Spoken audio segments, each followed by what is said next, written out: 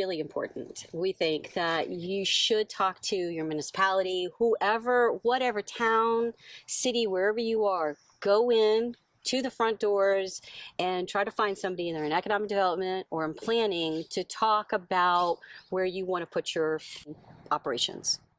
I think from high level, what you're looking at is what kind of data can they give you? So if you're writing your business plan and you need information on a community, go see somebody in economic development, because I think that they'll be able to give you more precise data on that community.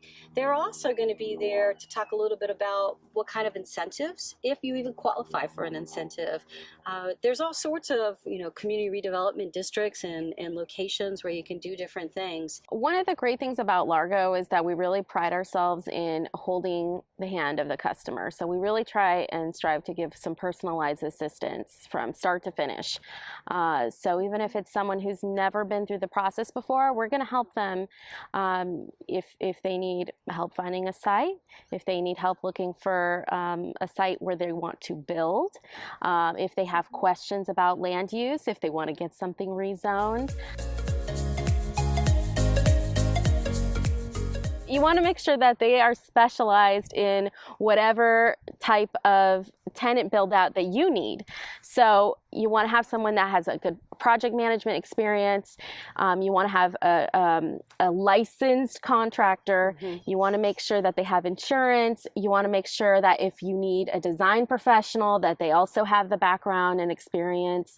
Make sure you go out and get your quotes, compare their background, and ask for examples of projects that they have. One of the biggest things in finding the location is your broker, your agent or broker. They get one that knows the community that you're going into.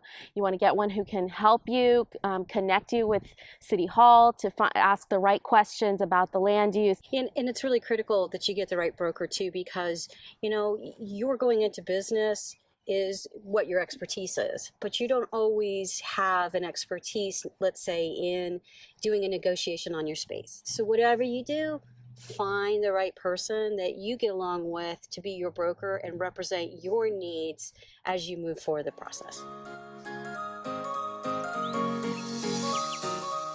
The thing is don't go look for a site until you have your business plan done and you understand who your customer is.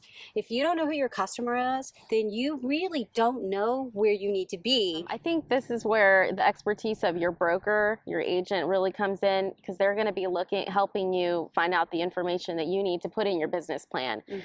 They will help you find out what the traffic counts are. They're going to be able to help you find out what the turnover rate was for the tenants in the rest of a center. And they're going to be looking at that important data that sometimes you wouldn't think to ask for, and they may have resources to help you find that information to include in your plan. Good point.